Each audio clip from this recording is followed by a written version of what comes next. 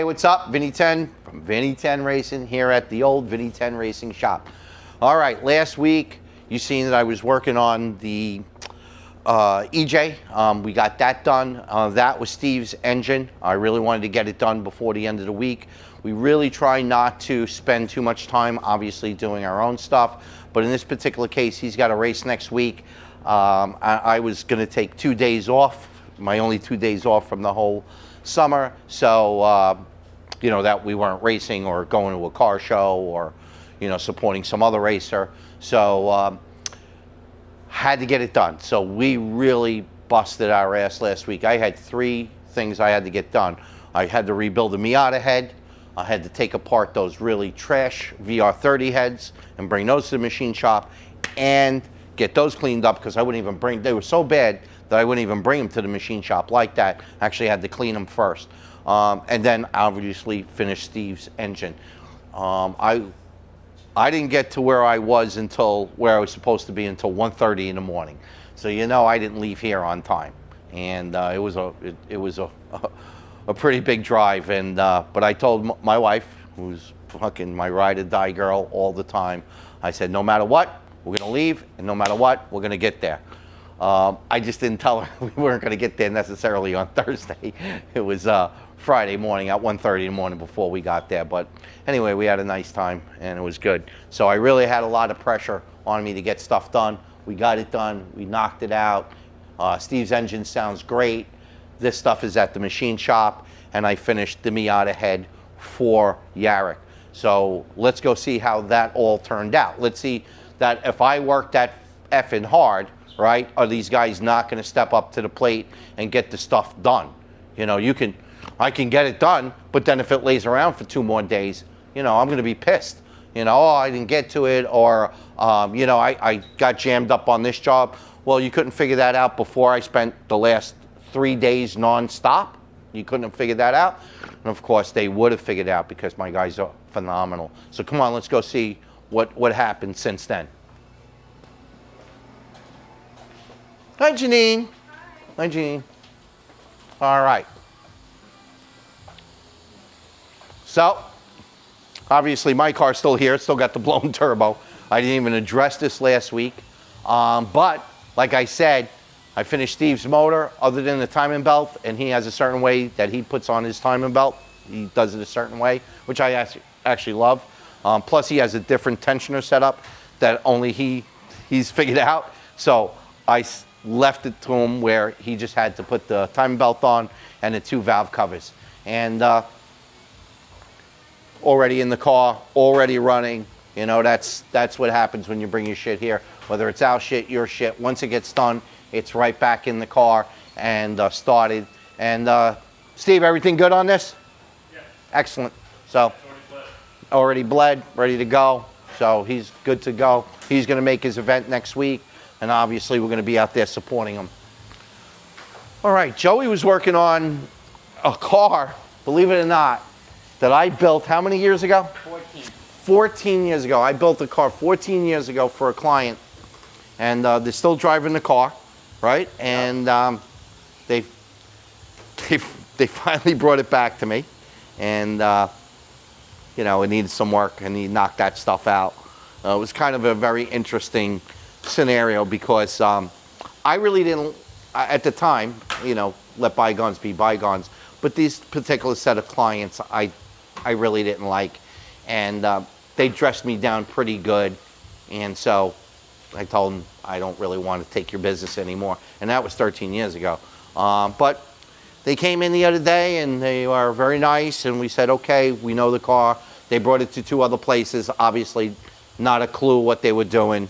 And so they kind of called us and did a little mea culpa, and we worked it all out, and we knocked that car out.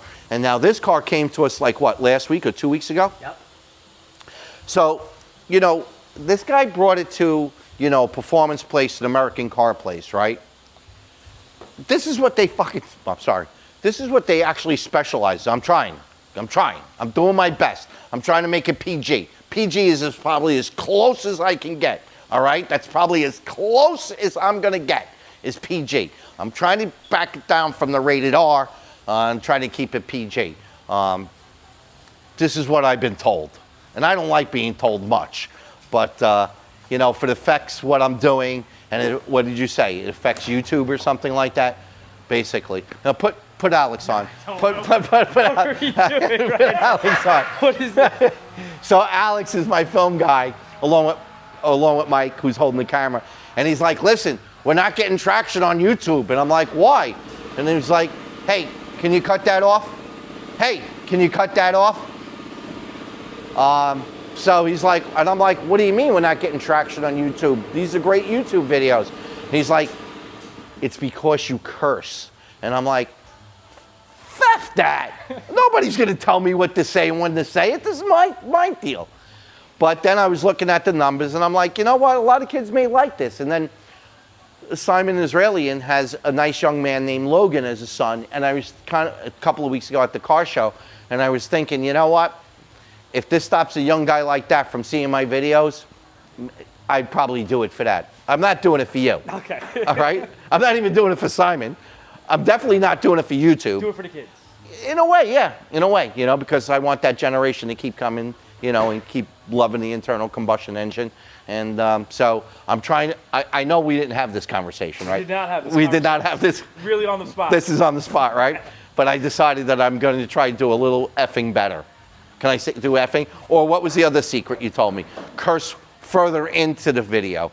Like I have control of that. Yeah, we're probably like I don't have any control of that. We're probably good about that. You can let it rip now. Oh, you let it rip now? Okay. Well, anyway, so I did take your advice, all right? All right. So anyway. Talking so much. So anyway, back to this guy. You know, I love these performance places, and they actually specialize on these cars. So makes it even better that these guys, the car needed air fuel sensors, right? Yes. So they first geniuses bought aftermarket air fuel sensors, which you might as well just throw in the fucking garbage. There we go. And then the other thing that the geniuses did is that, well, I guess they took the air fuel sensors out and the O2 sensors out at the same time. Yep. And they switched them. So then the car really ran like shit, and he pulled it out of there and he brought it to us. And we figured out what they did. And so here we are trying to fix their mistakes. All right, we got a couple of cars that we got to talk about over here with Yarrick. Our good friend AJ over at HemiFast brought us another car. This car, from what I understand, we got to reseal. Supercharger. Okay, reseal the supercharger. What else is going on? Spark plugs. Spark plugs, okay. And we'll fill the car too. They need some maintenance and an oil change. Okay. Nothing too crazy. Yeah. But last week, okay, again, we finished Steve's car, and then the other one that we did was that Miata cylinder head. Right, that the car was overheating that you worked on. Well, my guys are animals. So that car is done. Again, I didn't give them to the shit. They didn't have it until Friday morning. The Miata is done. It's outside. Come on, let's go look at that. All right?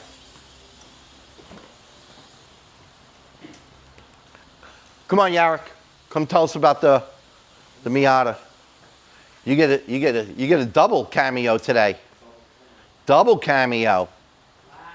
Oh, wow.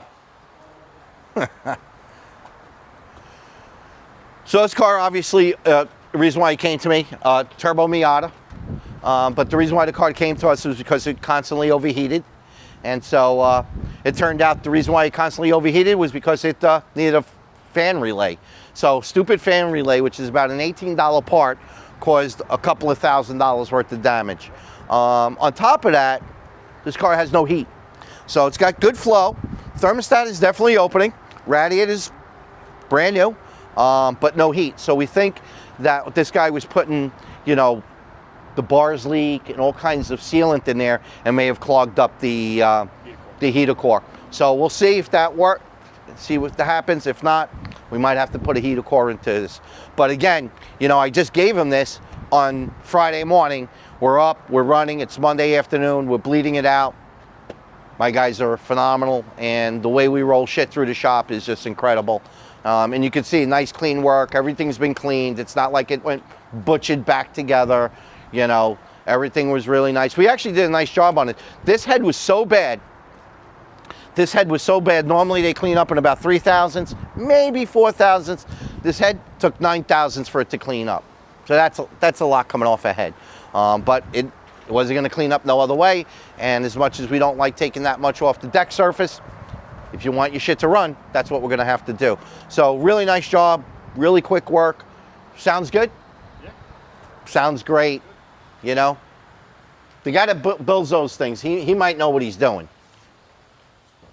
All right, let's go see what Steve's doing. I think, well, Steve's got that card that he's going to tune that Miata.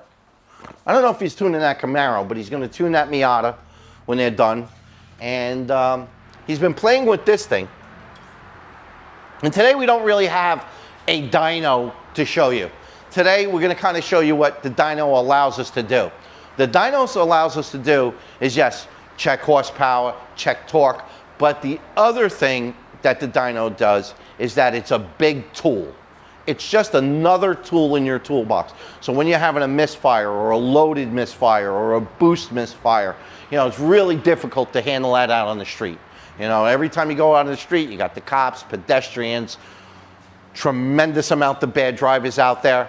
And it's just dangerous. It's just dangerous to try to test cars out on the street today.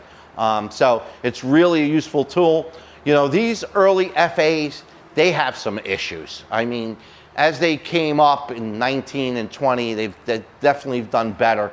But the early ones like this one definitely have issues. They have timing chain issues, they have cam gear issues, they have computer issues. And the issues aren't that their product is failing, like the chain is not breaking. But what happens is that everything works out of range. The computer has a limited range, the cam gears over range, the chains in here stretch. So there's a couple of different things that go on with these cars to throw.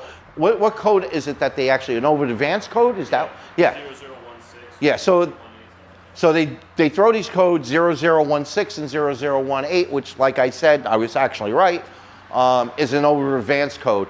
And when it happens, it could be a real mother effer to figure out, because there's several things that go wrong with this. And even the fact that, and we had this experience where we put new gears on.